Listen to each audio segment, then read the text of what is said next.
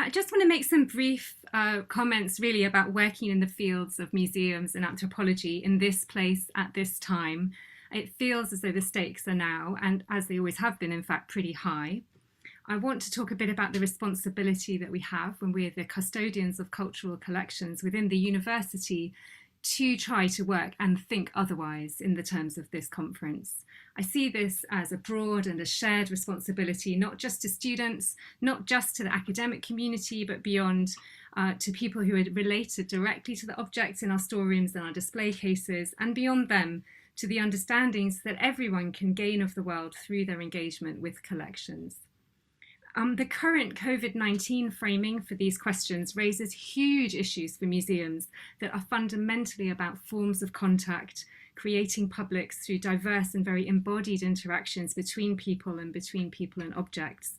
I think COVID-19 has raised an existential challenge to museums, and I hope my remarks here today feed into a broader argument about how important material and multimodal ways of knowing are, even if we are temporarily distanced from many of our collections.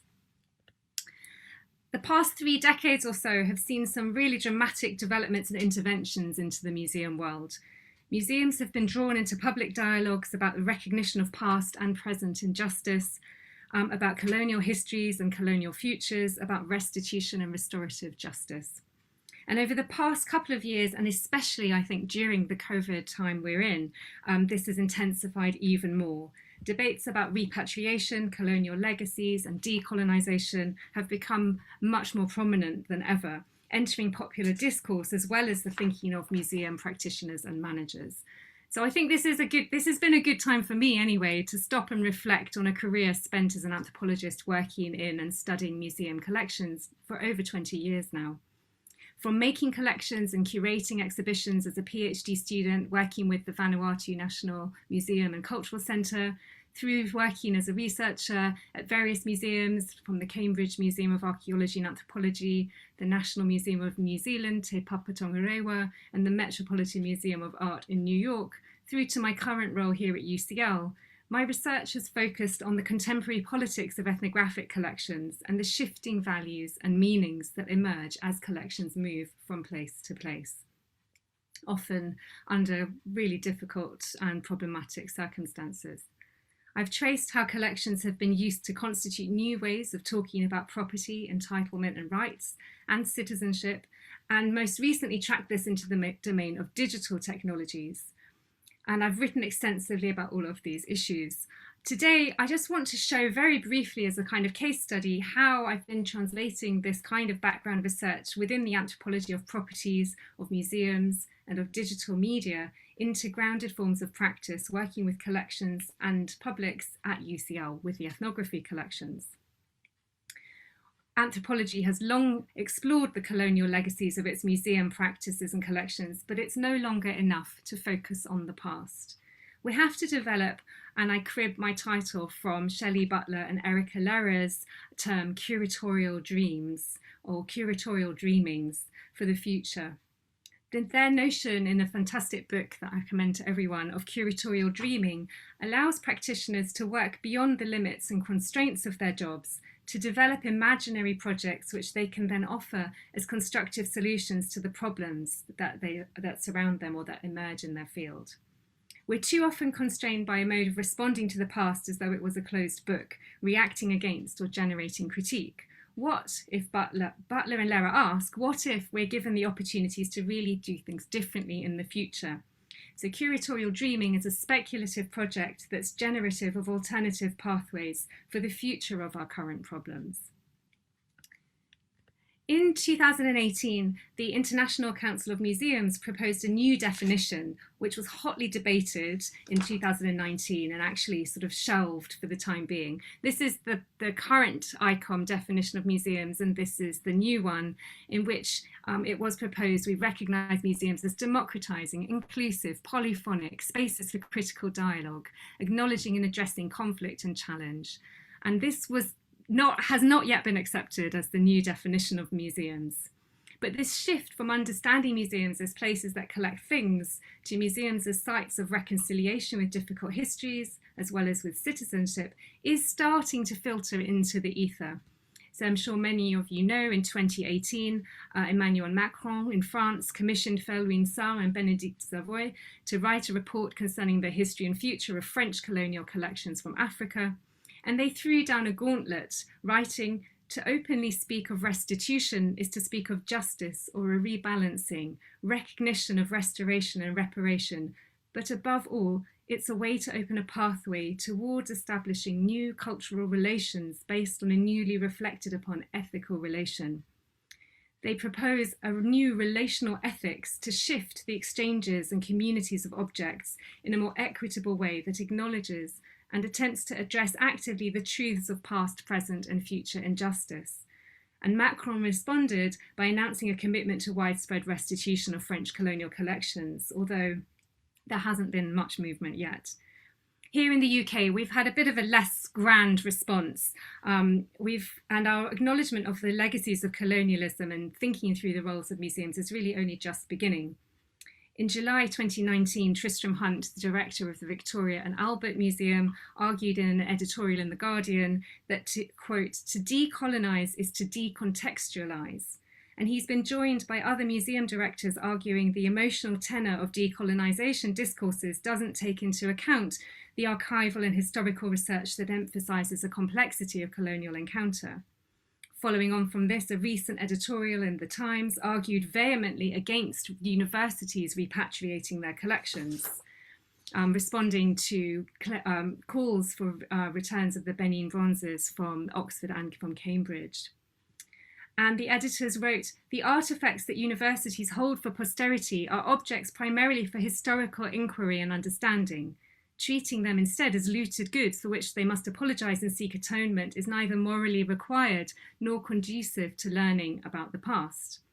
In September 2020, Oliver Dowden, Secretary of State for Digital Culture, Media and Sport, wrote a letter to all the national museums and collections where he told them in no uncertain terms, and I'm quoting a sort of truncated version of the letter here, he writes to these museums, "History is ridden with moral complexity. Statues and other historical objects were created by generations with different perspectives and understandings of right and wrong.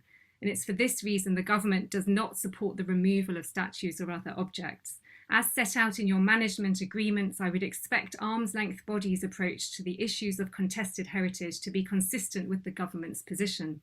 Further, as publicly funded bodies, you should not be taking actions motivated by activism or politics."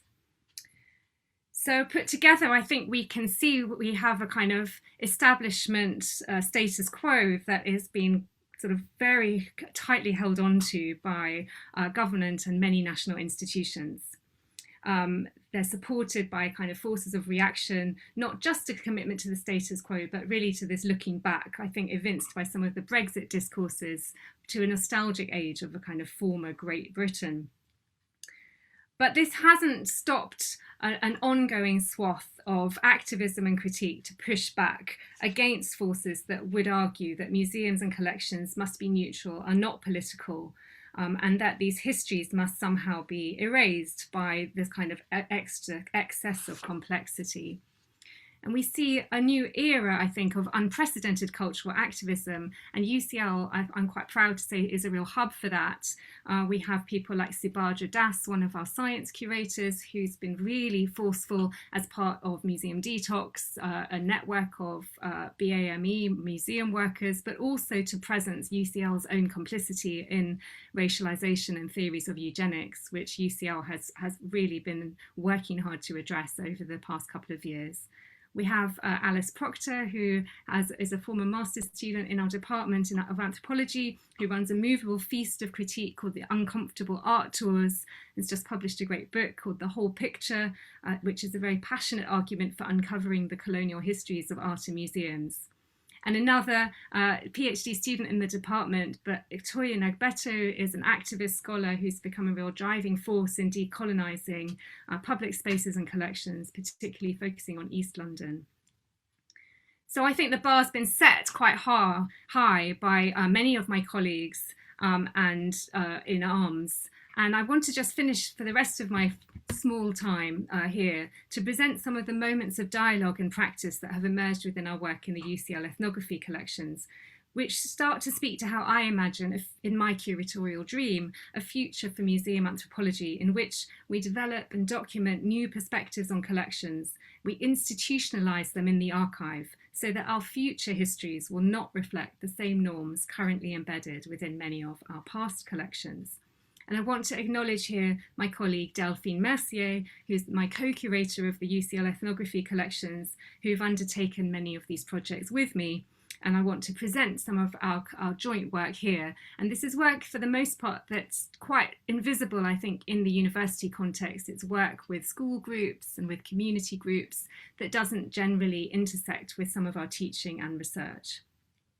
Working in our collections, we've started to try to develop everyday ways of working that activate engagement and relevance and share curatorial and interpretive authority with other people.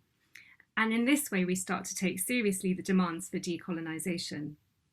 Given the troubling history of ethnographic collections, how can we ensure that we work with the definition of collections as a present-day community resource that can be generative and generous, funneling back knowledge and capacity outside of the collection rather than just indexing forms of extraction and bringing knowledge in?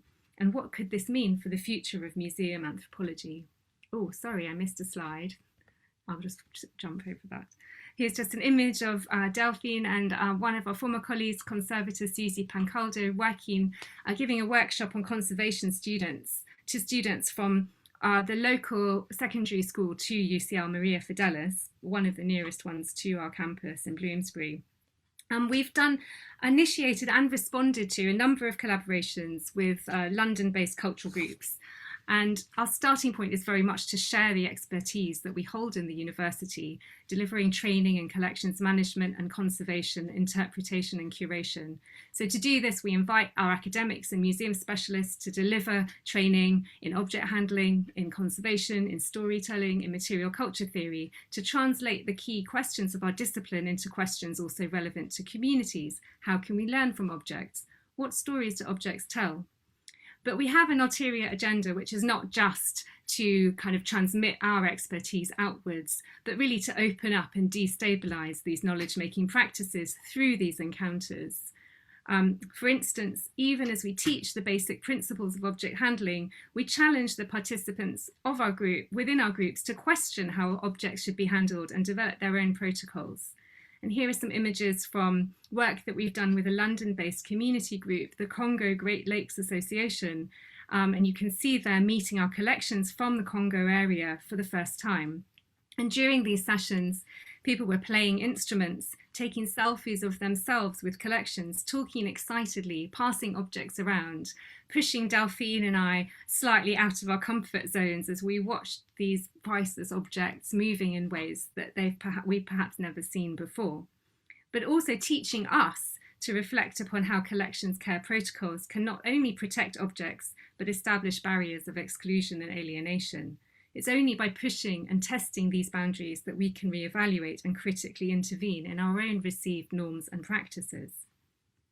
The Congo Great Lakes Association have used this project as a platform for community action, travelling to encounter objects in UCL, at the Horniman Museum in South London, and to Oxford and Cambridge. They have developed capacity to look after the collections that they have in their own homes, as well as extending an intergenerational conversation by asking younger members of the group to help develop a digital collecting platform. And I just want to show you a quick clip that Didier Ibiwilakwingi Ekom, who's the leader of the group, or the convener of the group, shared with me, where he interviews one of the participants, Mrs. Ferry, about her experience in the project. I hope you can hear. Ma'am, you've been this project since the day one. Working or coming to this project about UK Congo heritage on the move. What do you know about it, and then what can you say today?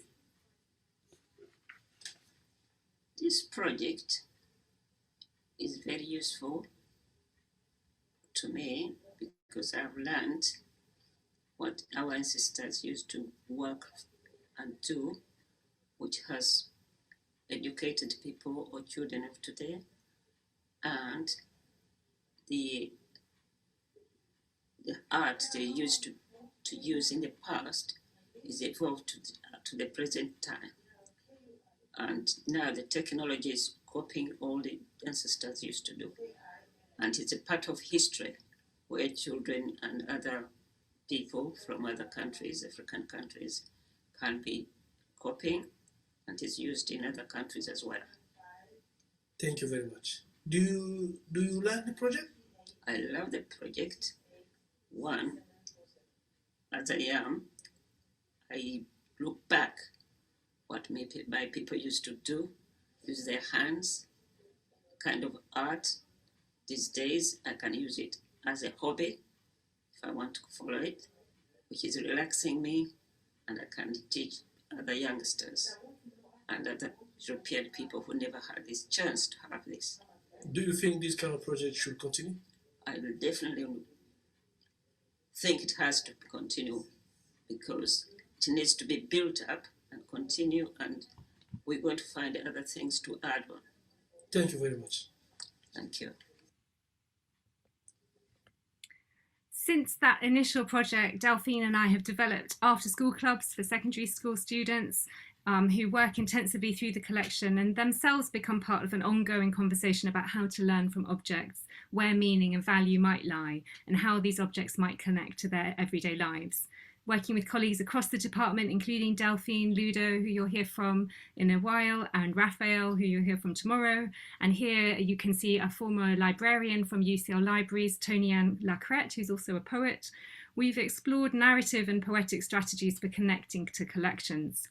We asked each student to choose a single object in our collection and to bring an object from their homes that they felt connected to this object in some way.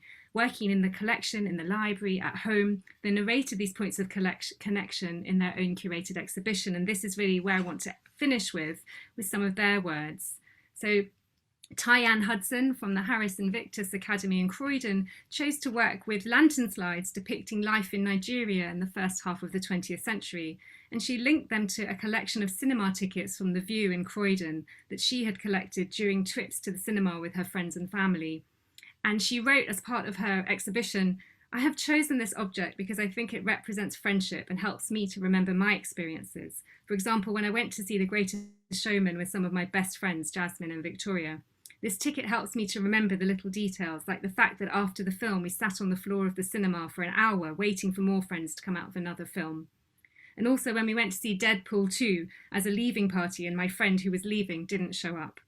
And then she went on to write, "Lantern slides were used as a way to present information, much like a PowerPoint. They are photos that can be projected onto a screen and were used to teach students from UCL around the same time they were made.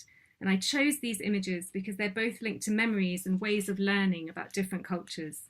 The films talk about the 21st centuries and the things we find interesting, and the lantern slides teach us about life in 20th century Nigeria.